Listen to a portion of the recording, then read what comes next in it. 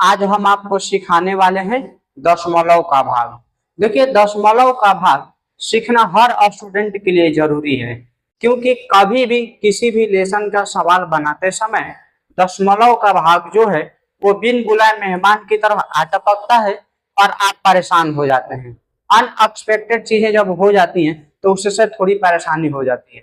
आप सवाल बना रहे थे और बीच में भागा आ गया दशमलव वाला, आपको वो चीज आता ही नहीं है, पूरा सवाल का मजा किरकिरा हो जाएगा। तो इसलिए जरूरी है कि आप दशमलव वाला भागा पहले सीख लीजिए।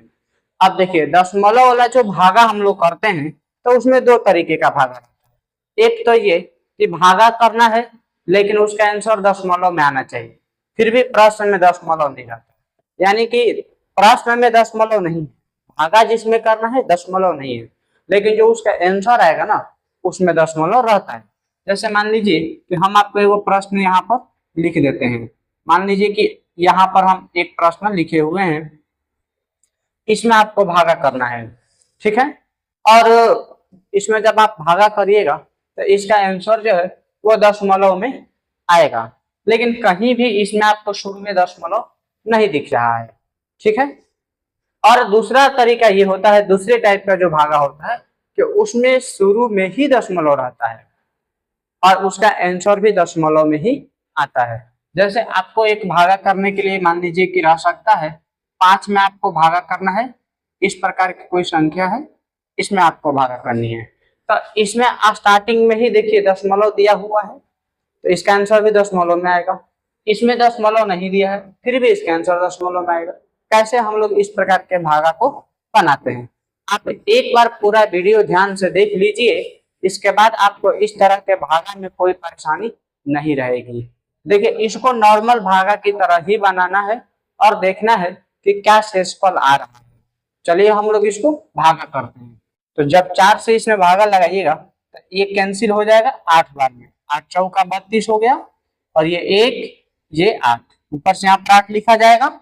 इसके बाद आप इसको कैंसिल कर सकते हैं 4 बार में, ये 16, ये आपका हो गया 2। फिर यहाँ से हम लोगों ने 8 लिख रखा था पहले से, इस बार 2 लिखेंगे और अब इसको 5 बार में कटा दीजिएगा तो ये 20, ये 2 हो गया। और अभी हम लोगों ने 2 भी लिख लिया है तो अब लिखेंगे 4 और ये 6 बार में कैंसिल हो जाएगा 24। तो देखिए यहाँ से हम लोगों ने 4 लिख लिया था, अब लिखेंगे 2, तो यहाँ पर 2 लिखिएगा तो ये तो छोटा हो जाएगा ना 4 से, तो 1 भी लिख लीजिए। तो अब देखिए आप एक ही बार में 2 अंक लिखे हैं ऊपर से, तो जब एक ही बार में ऊपर से 2 अंक लिखा जाता है तो उस स्थिति में यहाँ एक 0 लगाना जरूरी होता है, तो एक 0 लगा दीजिए। और अब आप इसको कैंसिल करिएगा तो ये 5 बार में कट जाएगा, 4 5 20 और ये आपका हो गया 1। और अब शेषफल बच गया है, रिमाइंडर बच गया है, तो इसके बाद अभी आप और आगे कैसे भागा कर सकते हैं।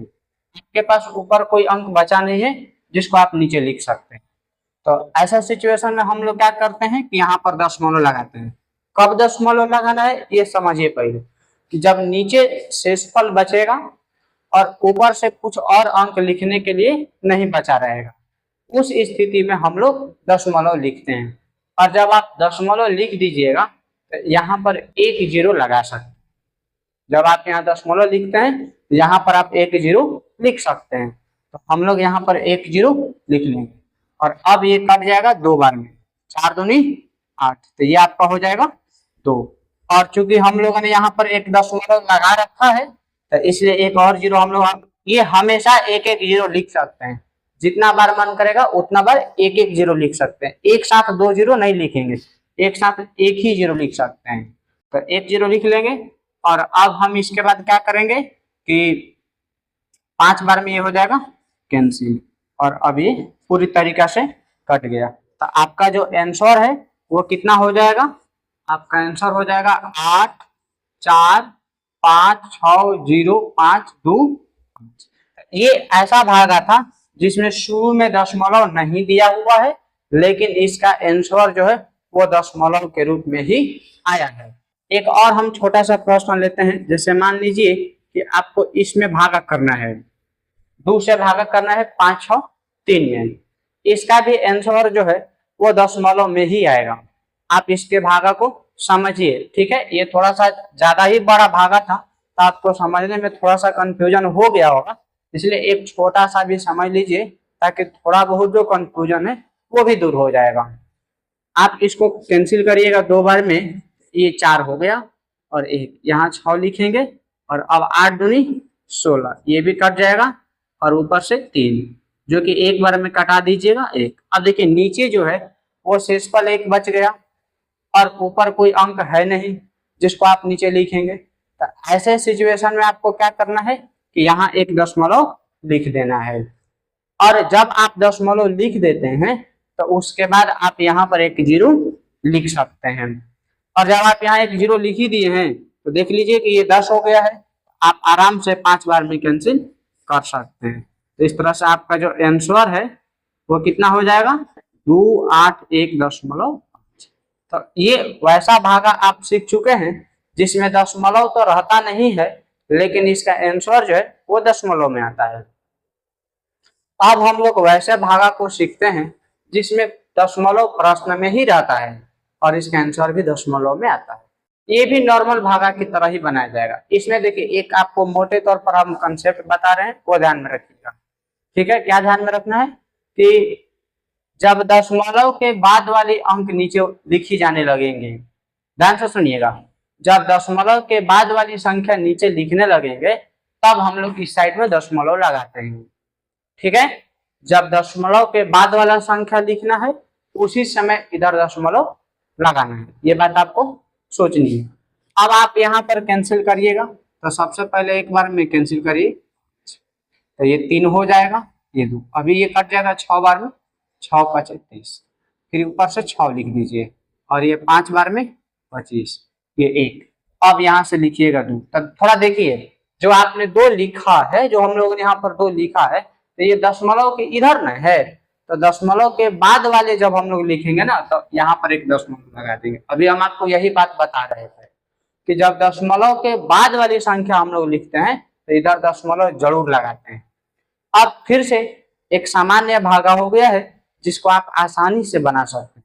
इसको बनाया जाए, इसको कैंसिल कर सकते हैं 2 बार में, 5 दूनी 10, फिर से 2 हो गया और अब यहाँ लिखेंगे 5, तो ये 5 बार में तो कट जाएगा, ये आपका हो गया 25, पूरी 25, ऊपर से लिखिएगा 1।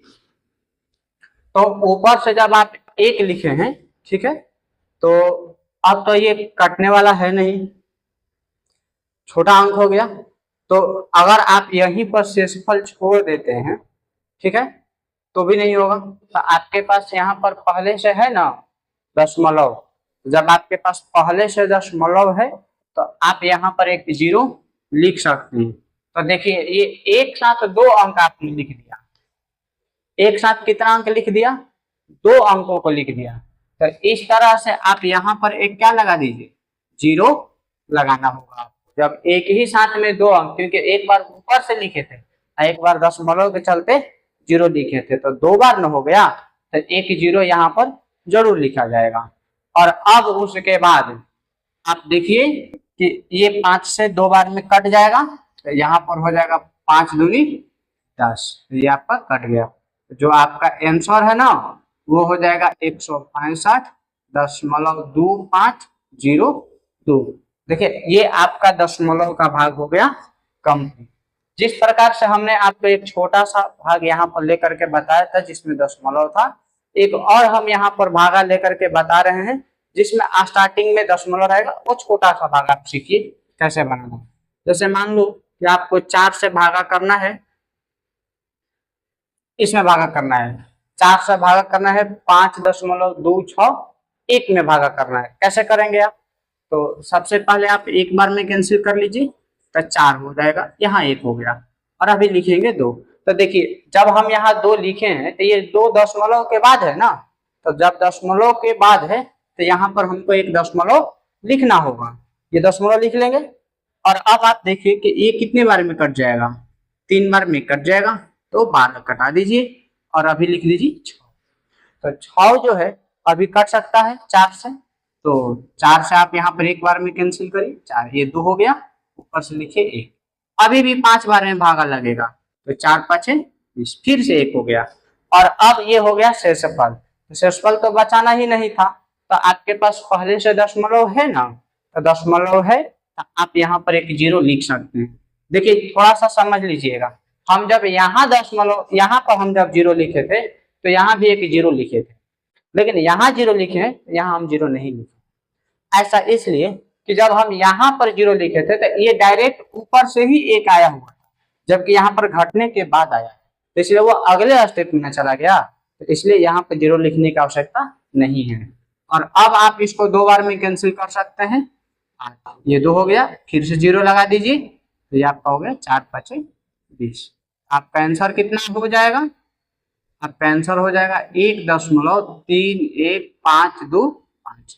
तो एक बात आप यहाँ पर समझ लीजिए कि अब आपने दशमलव वाला भागा सीख लिया है, ठीक, लेकिन जब आप सवाल बनाइएगा तो दशमलव वाला भागा में पूरे इतना लंबा लंबा आंसर नहीं लिखना होता है। दशमलव के बाद आप 2 अंकों तक अगर आंसर दिया रहता है तो सिर्फ शुरू के जो 2 अंक है, जैसे इसमें 1.31 लिख सकते हैं, कोई दिक्कत नहीं होगी। दशमलव वाला भाग आप इस तरह से बनाइएगा, आपको कोई परेशानी नहीं होगी, ठीक है।